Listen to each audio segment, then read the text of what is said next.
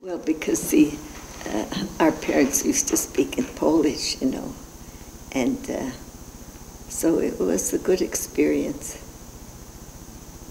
And you'd have to talk in Polish at the table, and boy, I used to kill it, you know. When you use the plural person in Polish, out of respect, you know, you don't say like, well, in English it's you, but in Polish you don't say you say wy, like it's a plural, out of respect. And you better remember it, right, sister? At home, babci, papin.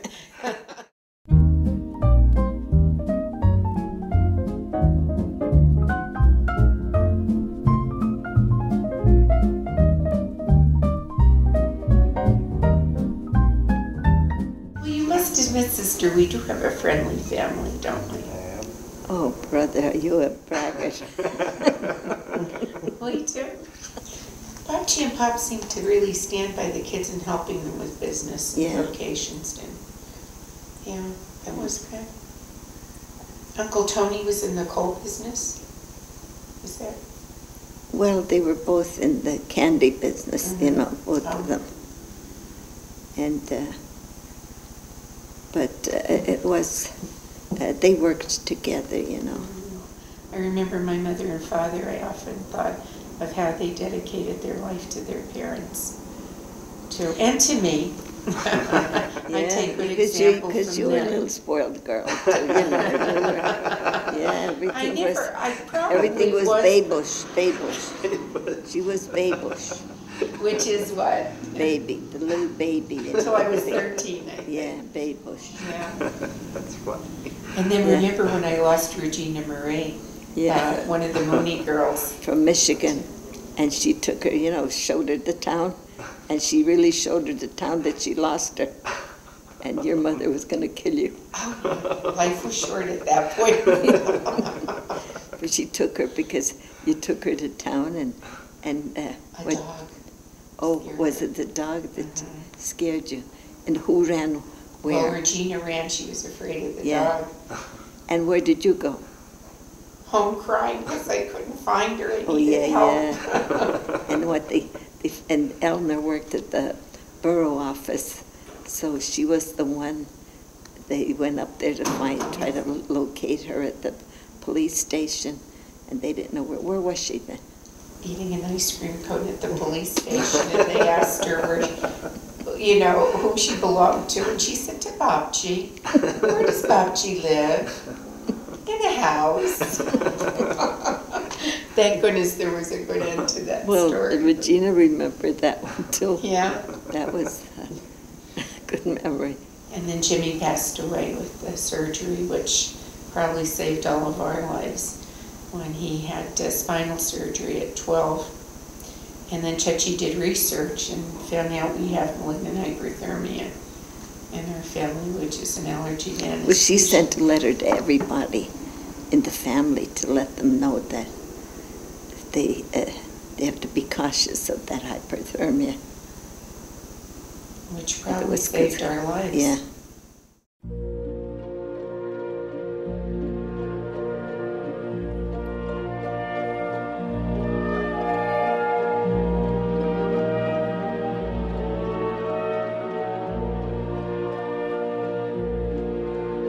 So when did you feel you had a calling, Chechi? Oh, in my early years, in the total dedication, you know, because I always used to be with the sisters. And as I said, I was the only one that got away with work because I was helping the sisters and you were close? Yeah. And were Babci and Pop close to the sisters? Oh yeah, they were very respectful of the sisters, and they made sure that that I kept close to the sisters. And then you were a postulant. That's your first year, is that right? That's everybody's first year. Postulant, novice, and then a professed sister. Sister Sister Mary, Sister Armine, went into Mount Alvernia to study to be a sister, right? She stuck with me. She was much older than I. That's a good thing to always say. Yeah. I love to say that myself.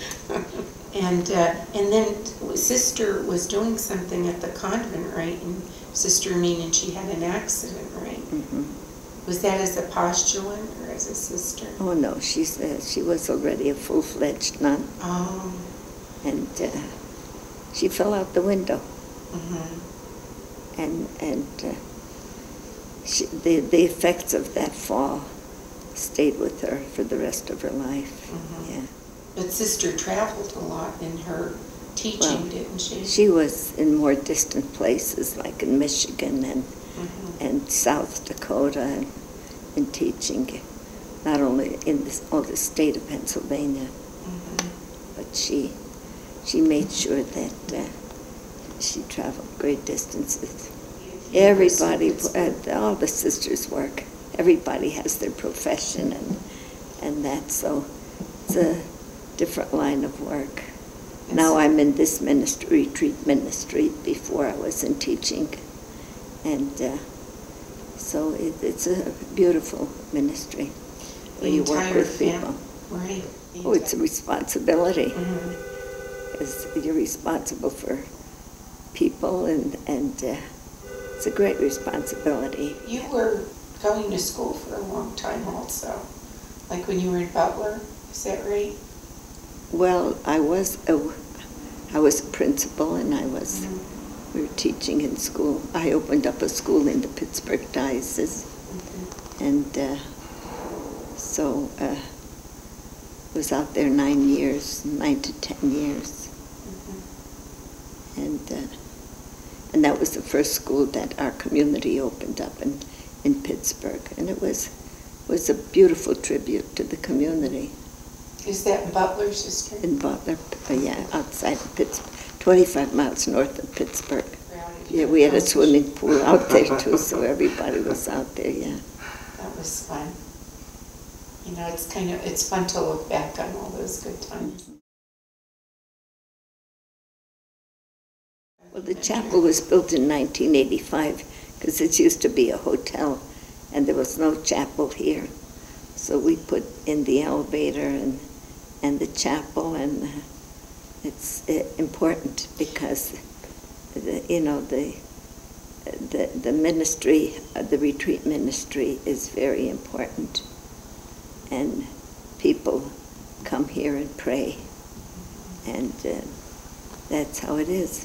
The chapel was totally dedicated, to the spiritual life. Otherwise, if anybody wants to come here, like just to stay overnight or so, I just tell them it's a matter of time taken out in your life for prayer, and that's what it is. Sister, you said that this was a hotel. Way back when, yeah. Was this owned by the Bernadine sisters, or did they buy it? This was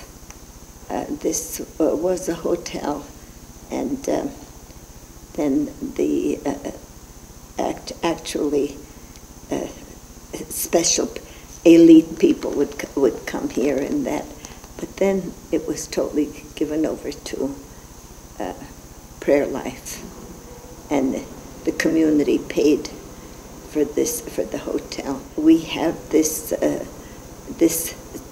special apostolate in our lives where we give over totally to spirituality. It's not only like having fun and all of this, it's dedication to prayer life.